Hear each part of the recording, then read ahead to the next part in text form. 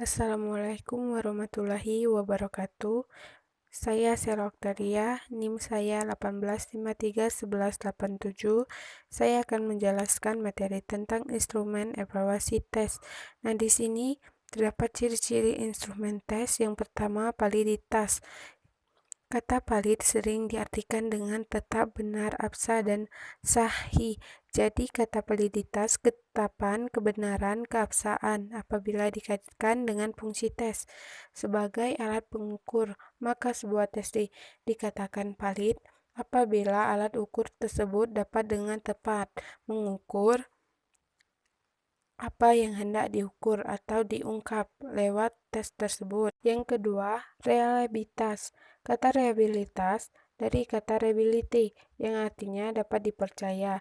Tes yang reliable jika memberikan hasil yang tepat atau konsisten apabila diteskan berkali-kali. Jika kepada siswa diberikan tes yang sama pada waktu yang berlain, maka setiap siswa akan tetap berbeda dalam urutan ranking yang sama pada kelompoknya. Validitas berhubungan dengan ketetapan, sedangkan reliability berhubungan dengan ketetapan atau ke, keaje. Yang ketiga, objektivitas. Objektivitas berarti tidak ada unsur pribadi yang mempengaruhi, bukan subjektif. Sebuah tes dikatakan memiliki objektivitas apabila dalam melaksanakan tes tidak ada faktor subjektif yang mempengaruhi, terutama dalam sistem skor. Apabila dikaitkan dengan reliabilitas, maka objektif menemukan ketetapan atau konsisten pada sistem skor, sedangkan reliability menemukan ketetapan dari hasil tes. Ada dua bentuk faktor yang mempengaruhi subjektivitas dan dari sesuatu tes, yaitu yang pertama bentuk tes, yang kedua penilaian. Yang keempat yaitu praktikabilitas. Sebuah tes disebut memiliki prioritas yang tinggi apabila tes tersebut bersifat praktis. Tes yang praktis adalah mudah dilaksanakan, mudah pemeriksaan, dilengkapi dengan petunjuk-petunjuk yang jelas sehingga dapat diberikan atau diawasi oleh guru orang lain. Nah, di sini ada juga kekurangan dan kelebihan instrumen tes yang ada dua macam, yaitu yang pertama tes subjektif, pada umumnya berbentuk esai. Tes berbentuk esai adalah sejenis tes kemajuan belajar yang memenuhi jawaban yang bersifat pembahasan atau uraian kata. Yang pertama yaitu kelebihan tes subjektif, mudah disiapkan dan disusun, tidak memberi banyak kesempatan untuk berspekulasi atau. Yang ketiga, mendorong siswa untuk berani mengungkapkan pendapat serta menyusun dalam bentuk kalimat yang bagus. Yang keempat, memberi kesempatan kepada siswa untuk mengutarakan maksud dengan gaya bahasa dan cara tersendiri.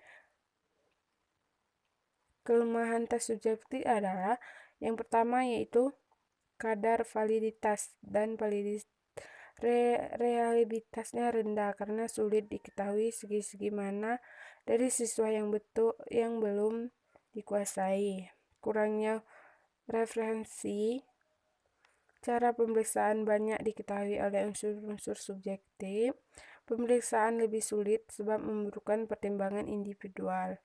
Yang kelima, waktu untuk mengkoreksi lama dan dapat diwakilkan kepada orang lain.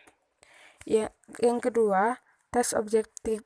Tes objektif adalah tes yang dalam pemeriksaannya dapat dilakukan secara objektif.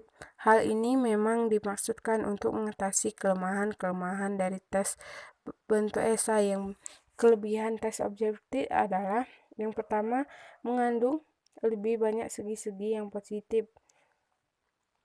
Yang kedua, lebih mudah dan cepat pemeriksaannya. Yang ketiga, pemeriksaan dapat diserahkan kepada orang lain. Yang keempat, dalam pemeriksaan tidak ada unsur subjektif yang mempengaruhi.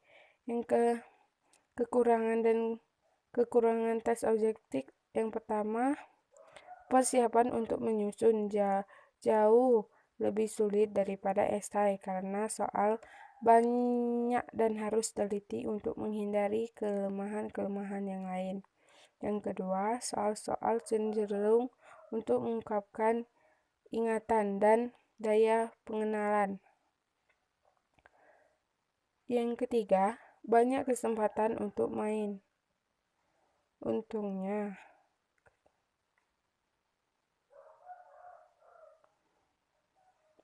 yang keempat, kerjasama antara siswa pada waktu mengerjakan soal tes terlebih terbuka. Materi yang selanjutnya yaitu metode penerapan dalam instrumen tes. Pengertian dari penilaian sendiri adalah suatu proses untuk mengambil suatu keputusan dengan menggunakan informasi yang sudah diproses melalui pengukuran. Dari hasil belajar, baik itu menggunakan instrumen tes ataupun bukan menggunakan instrumen tes atau non-tes, penilaian juga merupakan keputusan mengenai ilmu penilaian dari hasil belajar. Itu pada dasarnya atau pada hakikatnya suatu kegiatan yang mengukur suatu perubahan dari perilaku yang sudah terjadi atau yang telah dialami oleh siswa atau peserta didik. Pada dasarnya penilaian itu sendiri adalah karena untuk menilai sesuatu. Beda lagi maknanya dengan kata menilai, yang mana arti kata menilai yaitu suatu tindakan untuk mengambil sebuah keputusan terhadap suatu dengan dasar, yaitu mendasar dari